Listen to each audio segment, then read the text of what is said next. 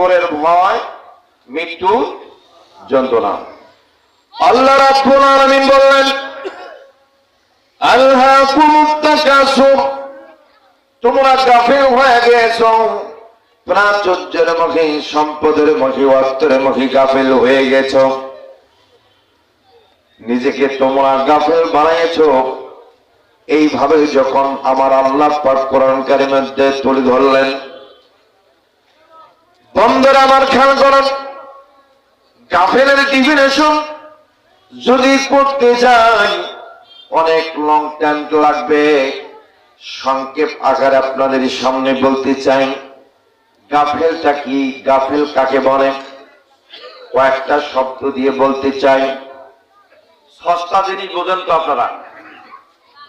আমাদের বাংলাদেশের জনগণের একটা আচরণ আছে, চেয়ারম্যান সাহেব খেয়াল করে, যে জিনিসটা সস্তা আমাদের দেশের মানুষেরা কেনে না, ঠিক না বেটি?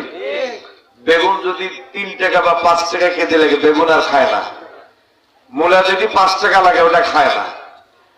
আপনার করলা যদি 10 টাকা কেজি লাগে, ওটা আর খায় না, ওটার মধ্যে স্বাদ আর নেই। কথা বলেন ঠিক কিনা?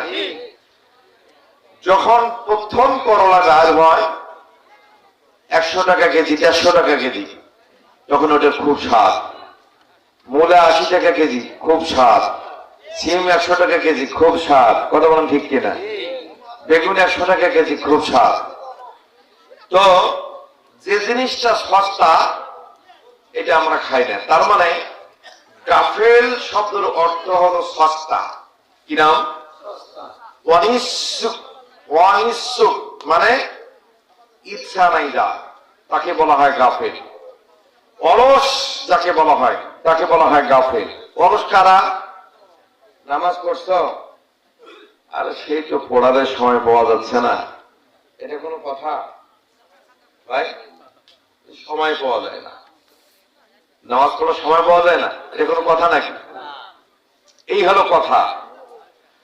তো আবার এই লোকগুলা দেখেন, ব্যবসা করে, চাকরি করে, কৃষি কাজ করে, মাঠে ঘাটে দ্বিধার সে কাজ কাম করতেছে, ওখানে কিন্তু অলসতা নাই। কথা বলেন ঠিক কিনা? আল্লাহর কাজে আসলেই অলসতা, একেই বলে গাফেল। একে বলে কি? গাফেল। পৃথিবীর জমিনে 3 জনের দোয়া কবুল হয়। 3 জন বলতে কি? 3 বার দোয়া কবুল হয়। সারা পৃথিবীর সকল মানুষের দোয়া কবুল হয়। পৃথিবীর জমিনে কয়বার দোয়া কবুল হয়? জোর কয়বার? আরো জোরে, জোর হয় না, জোরসে বলি, 3 বার দোয়া কবুল হয়। আল্লাহ রাব্বুল আলামিন বললেন, বান্দা রে, তুমি যখন আল্লাহর কাছে কামনা করো, আল্লাহ আমি দিন মজুর, আমি ভ্যান চালাই, রিক্সা চালাই, মানুষের বাড়িতে কামলা দেই, কত কামলা দেই, কত কাজ করি, ইয়া রাব্বাল আলামিন, আমাকে তুমি যদি 1 বিঘা সোনা ভরা মাটি দিতেন, একটা সোনা ভরা মাটি দিতেন, আমি ওই সোনা ভরা মাটি সোনা ফলাতাম, আমি ওই সোনা বিক্রি করতাম, সংসার চালাতাম, অববরটন থাকতো না, আমার আত্মীয় স্বজন হক আদায় করতাম। এইভাবে যখন আল্লাহর কাছে প্রার্থনা করে, আল্লাহ তুমি এই অত্র এলাকার মধ্যে আমাকে সবচেয়ে গরিব মানুষ বানাই দিয়েছ। এই এলাকার নাম কি ভাই? মাটিহাঁস তেতুলিয়া। এই মাটিহাঁসের মানুষ আল্লাহর কাছে গরিব কোন আল্লাহ হামিদুল হক চৌধুরী যদি এমপি নির্বাচন করতে পারে, তাকে অর্থ দিয়েছ, টাকা দিয়েছ, সম্পদ দিয়েছ, ইয়া রাব্বাল আলামিন। মুয়াজ্জিন হোসেন একজন ইউনিয়ন চেয়ারম্যান, তাকে তুমি সম্পদ দিয়েছ, চেয়ারম্যান বানাইছ। আল্লাহ তুমি আকরামকে একজন কাউন্সিলর মেম্বার বানাইছ। আল্লাহ তুমি যদি আমারে বানাইলে, আমারে সম্পদ দিতাম, সোনা ভরা যদি মাছ দিতাম, আল্লাহ আমি এইরকম সম্পদ থাকলে আমিও তোমার ইবাদত বন্দেগী করতাম, সবার হক হাকিকত পালন করতাম। আল্লাহ যাতে করে তুমি রাজি থাকো, খুশি থাকো, সেইভাবে আমি কর্মকাণ্ড করতাম। আল্লাহ রাব্বুল আলামিন বললেন, বান্দা তুমি যখন আমার কাছে চেয়েছো আমি তোমার আশা পূরণ করে দিলাম। আমি তোমাকে একটা সোনা ভরা মাঠ দিলাম। জোরে কোন আল্লাহু আকবার। কয়টা সোনা ভরা মাঠ? একটা মাঠ। জোরে রাসূল সাল্লাল্লাহু আলাইহি ওয়াসাল্লাম বলছেন, লাউ আন্না লিবনা আদমা ওদিয়াইন মানতাম ওদিয়াইন মাল্লা তামান্না ওদিয়ান সালিসান ওয়ালাইয়াম লাউ জাফু ইবনা আদম ইল্লা তুরাব। মানুষ যখন একে একে তিনবার প্রার্থনা করে, আল্লাহ রাব্বুল আলামিন একে একে তিনটা উপত্যকা দেয়। আবার যখন চায়, আল্লাহ পাক বললেন, বান্দারে তুমি আমার কাছে বারবার চাও, তিনবার চাইয়া তিনবার দিলাম। তোমাকে দুনিয়াতে রূপ গ্রাস করেছে, দুনিয়ার মধ্যে তোমাকে অহমিকা গ্রাস করে ফেলেছে, লোভ তোমাকে গ্রাস করে ফেলেছে। তুমি মেম্বার ছিলেন, ইউনিয়ন চেয়ারম্যান হতে চাও, ইলমা ইউনিয়ন চেয়ারম্যান বানাইলাম। ইউনিয়ন চেয়ারম্যান থেকে উপজেলা চেয়ারম্যান হতে চাও, উপজেলা চেয়ারম্যান বানাইলাম। এমপি উপজেলা চেয়ারম্যান থেকে এমপি হতে চাও, এমপি বানাইলাম। আল্লাহ রাব্বুল আলামিন বললেন, বান্দা তুমি চাইছো আমি দিলাম আমার বান্দাদের সেবা করার জন্য। সুবহানাল্লাহ বলেন। কিন্তু বান্দা এখন তুমি পাওয়ার পাইয়া, ক্ষমতা পাইয়া তুমি এখন সুলতান ভর্তি করো, কানাডায় বাড়ি করো, বেগমপাড়ায় বাড়ি করো, আমেরিকায় বাড়ি করো, এইভাবে বিভিন্ন দেশে তুমি সম্পদ তৈরি করো। তার মানে তোমাকে লোকটা এত গ্রাস করেছে, তুমি আর মানুষ নও, তুমি এখন কাফেরে পরিণত হয়ে গেছো, তুমি কাফেরে পরিণত হয়ে গেছো। তোমার কবরের ভয় নাই, তোমার মৃত্যুরও ভয় নাই। তার মানে তুমি একটা কাফের। কাফের কখনো মৃত্যুকে স্মরণ করে না, কাফের কখনো আল্লাহকে ভয় করে না, কাফের কখনো নবীকে ভালোবাসে না, কাফের কখনো সব সময় নিজের স্বার্থপরতা দেখায়। এরা হলো কাফের, এরা হলো মুশরিক। চিৎকার মেরে বড় কথাকার আল্লাহ। সেটা হয়েছে কিনা কথা বল না কেন? বাংলা বলি তো লাভ নাই, কোরআন দিয়া বলি। এখন তারা এত সম্পদ কামাই করলো, তারা ভাবে নাই যে কি হবে। রাজার রাজাকে আর আওয়াজ জন্যকে রাজার রাজাকে তোমাকে সামান্য একটু মেম্বার বানাইছি, চেয়ারম্যান বানাইছি, উপজেলা চেয়ারম্যান বানাইছি, এমপি বানাইছি। তুমি আল্লাহর সকল কিছু ভুলে গিয়া সব আমার, সব আমার, সব জড়াইয়া, সব মারিং কারিং কইরা, সব লুট তারাজ কইরা লাভ কিছু হইল না? কথা বল না, কোন লাভ হইল না? আল্লাহ রাব্বুল আলামিন বলেন, বান্দা তুমি যদি বলো মালিক আমি তোমার ধন চাই না, সম্পদ চাই না, তোমার টাকা চাই না, তোমার বাড়ি ঘর কোনো কিছু চাই না, আল্লাহ আমি একদিন মৃত্যুবরণ করব, আমার একজন মৃত্যু হবে। আল্লাহ মৃত্যুর পর আল্লাহ তোমার প্রশ্ন সম্মুখীন হতে হবে, মনকে লোকের প্রশ্ন করবেন। আল্লাহ আমি যাতে মনকে লোকের প্রশ্ন জবাব দিতে পারি এইরকম যোগ্যতা দাও, এইরকম ইবাদত করার তৌফিক দান করো, আমল করার তৌফিক দান করো। এইভাবে যখন আল্লাহর বান্দা আল্লাহর কাছে দোয়া করে, আল্লাহর কাছে প্রার্থনা করে, 5 ওয়াক্ত নামাজ পড়ে এবং সকাল শুনতেন কোরআন তেলাওয়াত করে হালাল রুজি রোজগার খায়, আমার বন্ধুগণ সেটা হোক গ্রামের সবচেয়ে নিম্ন শ্রেণীর মানুষ, সেটা হোক সবচেয়ে বড় একজন গরিব মানুষ, তাতে কোনো সমস্যা নাই। সে যদি ইমানদার, পাক্কা নেককার ইমানদার হয়, আল্লাহ রাব্বুল আলামিন বললেন, বান্দারে তুমি দুনিয়ার মধ্যে আমার কাছে সম্মানী, আখিরাতেও সম্মানী। জোরে কোন সুবহানাল্লাহ। কোনটা নেবেন, দুনিয়া না আখিরাত? আওয়াজ দেন। এই দুনিয়া পাওয়ার জন্য কত না কি হচ্ছে, ঠিক না বেঠিক? আর একটা গরিব মানুষ সে বলতেছে, আল্লাহ তুমি আমারে ধন দিও না, আল্লাহ তুমি আমাকে এমন ধন দাও, এমন সম্পদের মালিক বানাও সেটা দিয়ে যেন আমি তোমার সমকক্ষ কল্যাণ লাভ করতে পারি। যেরকম কোনটা কামিয়াব ভাই বলেন তো? বাবাজি বলেন তো কোনটা ভালো? আখিরাত ভালো না দুনিয়া ভালো? হ্যাঁ, দুনিয়া তো ভালো। কিছু করতে গেলে টাকার দরকার আছে। একদম গরিব মানুষকে আল্লাহ ভালোবাসে না। কথা কার? আওয়াজ দেন না কে? গরিব মানুষকে আল্লাহ ভালোবাসে না।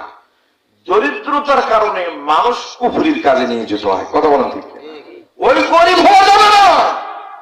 গরিব হতে গেলে ওই রকম গরিব হতে হবে যেন ইসলামের পথে খুব স্বাচ্ছন্দ্যের সহিত চলা যায় আর আল্লাহর সমকক্ষ কল্যাণ লাভ করা যায়। সেই হবে একমাত্র গরিব। যেরকম সুবহানাল্লাহ। দেখেন না, কিছু মানুষ আছে গরিব, ভ্যান চালায়, কিন্তু তাকে 10 টাকা দিতে যান, কেন আপনি আমাকে দিবেন? আমি কি কামাই করি না?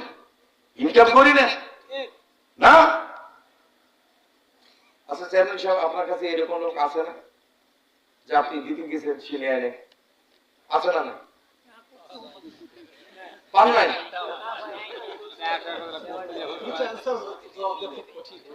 এটা তো ওয়াজ উল্টো হয়ে গেল দাদা। চেয়ারম্যান সাহেব আমি এরকম লোক পাই নাই। তার মানে কি, দুনিয়াটা খুব লোভের জায়গা গো। কথা বলেন ঠিক কিনা?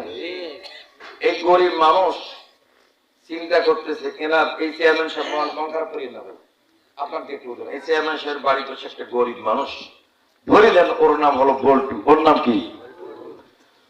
বল্টু। বলছি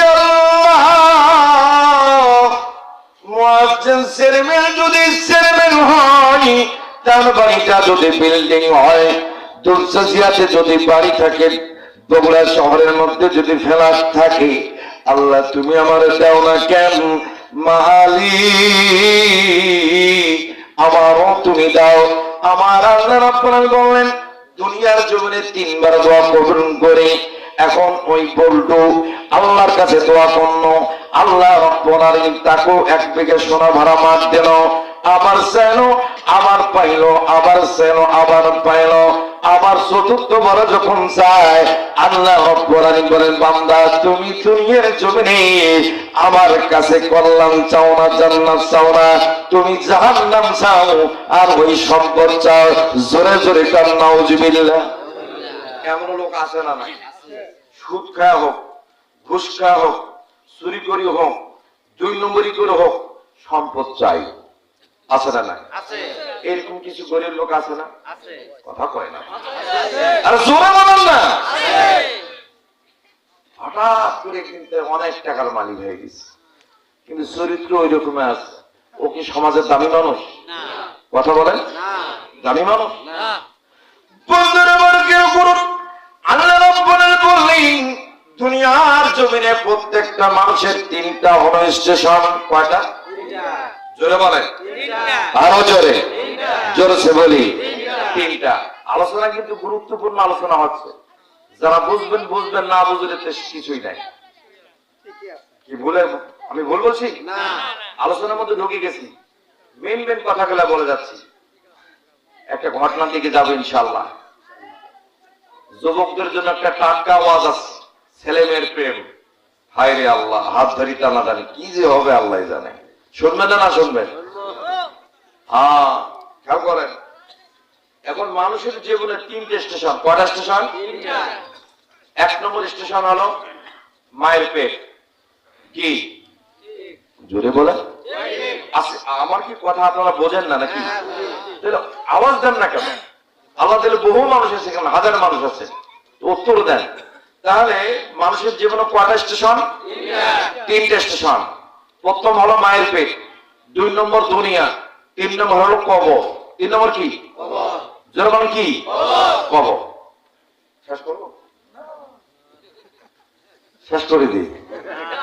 আগামীকাল ঢাকা গাজীপুর, পরের দিন নোয়াখালী, তারপরের দিন টাঙ্গাইল, তারপরের দিন আমার রংপুর।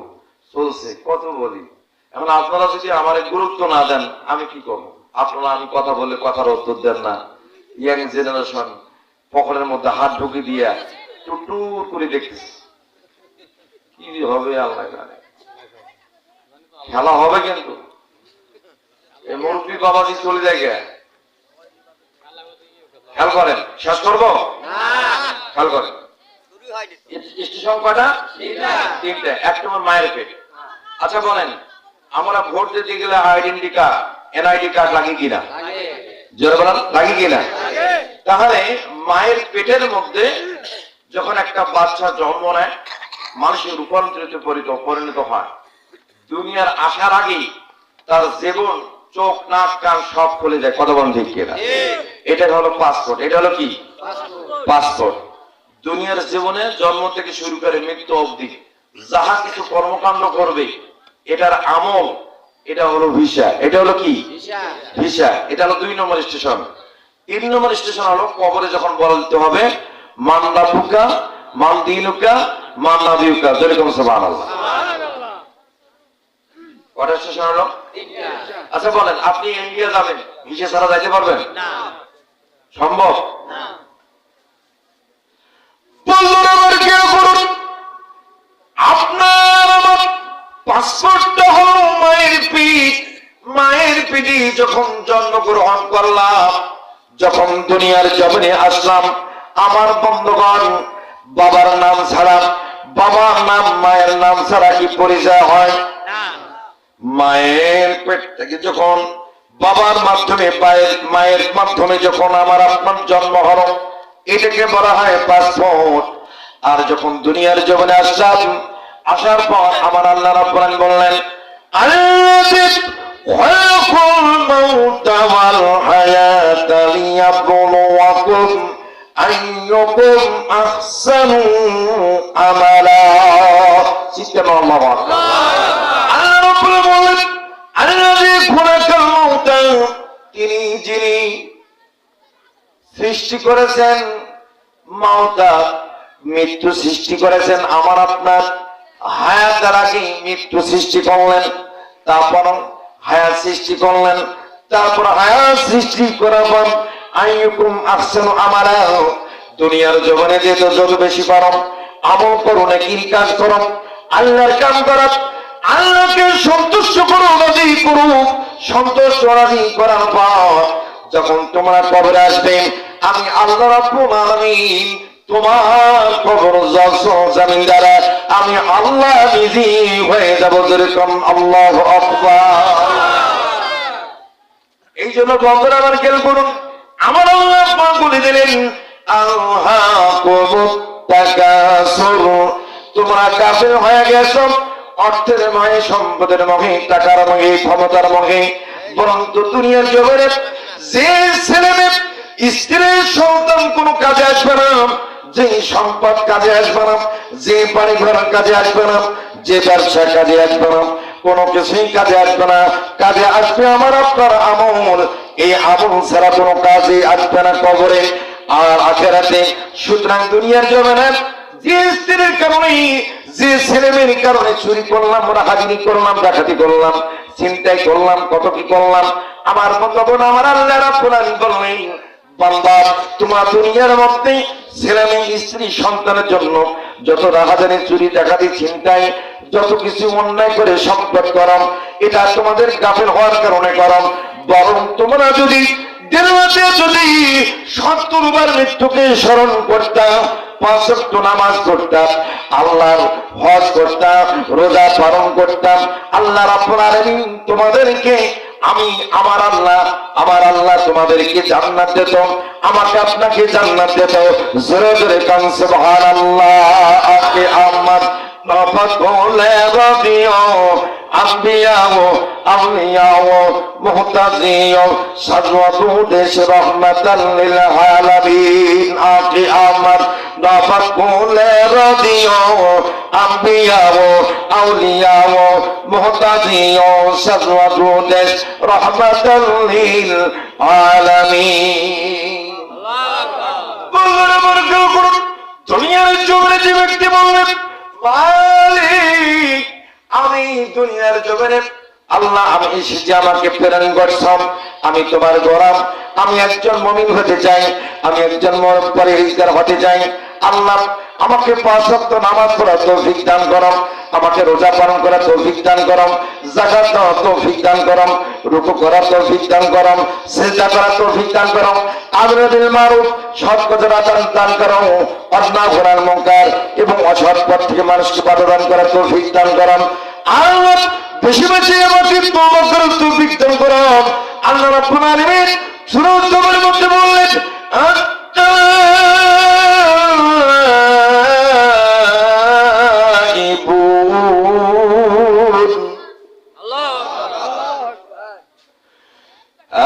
العابدون السائحون الراكعون الساجدون الآمرون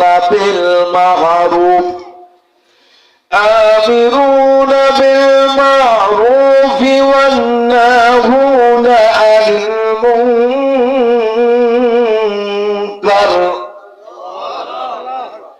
والحافظون لحدود الله وبشر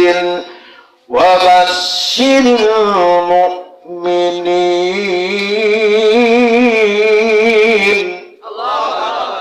আমার আল্লাহ বলেন, বান্দা তুমি যখন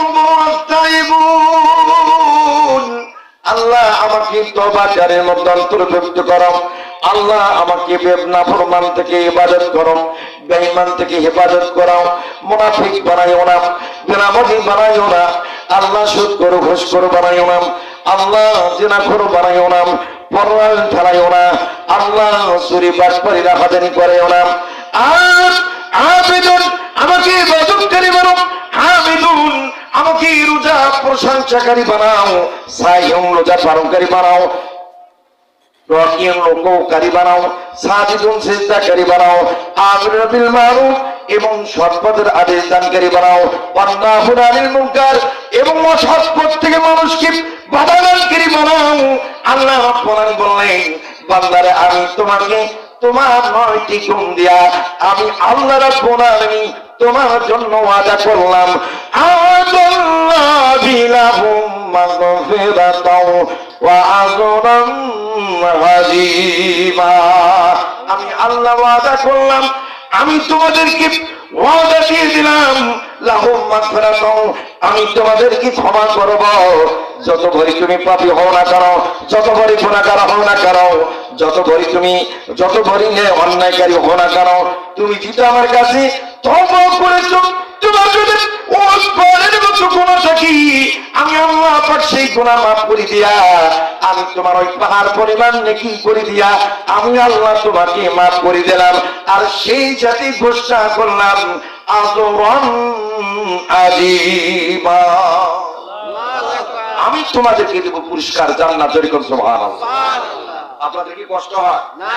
শেষ করবো আমি? না।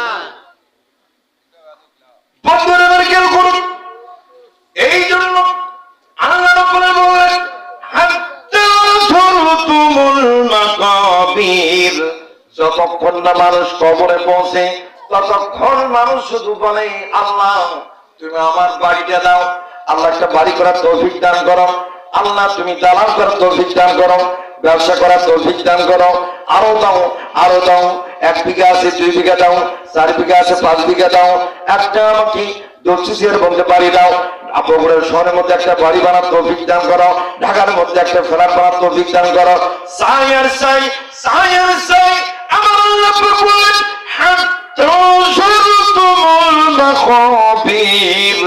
যতক্ষণ পর্যন্ত তোমরা কবরে পৌঁছে যাবে না ততক্ষণ পর্যন্ত তোমাদের চাওয়ার কোনো শেষ নাই। যেরকম আল্লাহু আকবার। কথা কার? আল্লাহ। আচ্ছা বলেন তো বাবা, খেয়াল করেন, আমরা সবসময় আল্লাহর কাছে চাই কিনা? সম্পদ চাই, চাই না? যত বয়স বেশি বাড়ে তত সম্পদ লোভ বেশি বাড়ে। কথা বলেন ঠিক কিনা? শুধু চাই আর চাই, একদম কবরে কোনো ভয় নেই। কথা বলেন ঠিক কিনা? আওয়াজ দেন ভাই, কথা বলেন ঠিক কিনা? আপনাদের কি খারাপ লাগে? শেষ করবো, এখানে একটু ব্রেক দিলাম। মৃত্যুকে আলোচনার বিষয়ের নাম কি? কবরের ভয় মৃত্যুর যন্ত্রণা। আমি কি শ্বাস করবো? মাঝখানে বলছে যে শ্বাস করলে ভালো হয়। ওই যে মেহেদি দাঁড়িয়েলা কোনো কি বলছে যে শ্বাস করলে ভালো হয়। এটা বলে নাই, চলবে। আচ্ছা, এখানে আমার আলোচনাটা হেডলাইনটা কি বলছে যে কবরের ভয়, মৃত্যুর যন্ত্রণা। যাদের ভেতরে কবরের ভয় নাই, মৃত্যুর ভয় নাই, ও কি মুসলমান? নিঃসন্দেহে মুশরিক, কাফির। কথা বলেন ঠিক কিনা? আমরা তো মৃত্যুকে ভয় পাই না। আমার আল্লাহ পাক বলেন, কুল ইন্নাল মাউতাল্লাযী তাফিরুনা মিনহু ফাইন্নাহু মুলাকিকুম। হে নবী, হে রাসূল, তাদেরকে বলিয়ে দাও যারা মৃত্যু থেকে পালাচ্ছে, এই মৃত্যু একদিন স্পর্শ করবে। আইনা মা তাকুনু ইদরিকুমুল মাউত ওয়ালাউ কুনতুম ফি বুরুজিন মুশাইয়্যাদা। যে যেখানে যাও না কেন, যত বড় দুর্ভিক্ষের মধ্যে লুকাও না কেন, মৃত্যু একদিন স্পর্শ করবেই। আজরাইলের মোকাবিলা করতে হবেই। কথা বলেন ঠিক কিনা? আল্লাহ নবীর চাচা আব্বাস রাদিয়াল্লাহু তাআলা আনহু বর্ণনা করলেন। আচ্ছা বলেন, নবীর চাচার নাম কি আব্বাস? নবীর চাচার নাম কি? আব্বাস। আওয়াজ দেন না কেন? নবীর চাচার নাম কি? আব্বাস। এই আব্বাস রাদিয়াল্লাহু তাআলা বর্ণনা করলেন, এক যুবক ইয়ামেনে বাড়ি। কোথায় বাড়ি? ইয়ামেন রাজ্যে বাড়ি। ইয়ামেনের একজন বাদশা ছিল, তার নাম হলো বাদশা আবরাহা। মক্কা হারাম শরীফ ভাঙ্গার জন্য আসছিলেন। কথা বলেন ঠিক কিনা? মনে পড়ে আপনাদের? এই ঘটনা পড়েন নাই? সূরা ফিলের তাফসীর শুনছেন তো অনেকে। সেই ইয়ামেন রাজ্যে এক যুবক, এই যুবকটা তার বাপকে, তার মাকে একদম জানে না, একদম জানেই না। এই যুবকটা লোকালয়ের মধ্যে বসবাস করত, ছোট্ট মানুষ, ইতিম বাচ্চা, কিন্তু মানুষটাকে দেখতে পারত না, পরিচয় তার নাই। লাঠি গোটা মাইরা ওই শিশুটাকে অনেক নির্যাতন জুলুম করত। শিশুটা একদিন কাঁদতে কাঁদতে আমার বন্ধুগণ লোকালয় ছেড়ে পাহাড়ের দিকে চলে আসলেন। পাহাড়ের মধ্যে এসে কিছু কুকুর, কিছু শিয়ালের সাথে সম্পর্ক হয়ে গেল। ওই কুকুরের শিয়াল